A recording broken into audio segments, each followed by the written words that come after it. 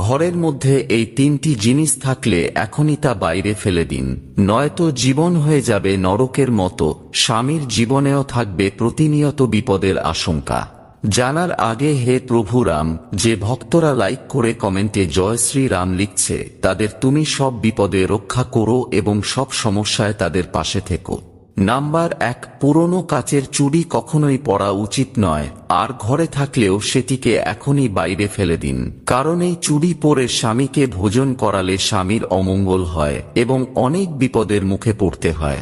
Number 2, অনেক পুরনো নারকেল যদি আপনার ঘরে পড়ে থাকে তাহলে আজই সেটি বাইরে ফেলে দিন, কারণ নারকেল নষ্ট হলে সেই বাড়িতে আর কোনো দেবদেবী বাস করেন না।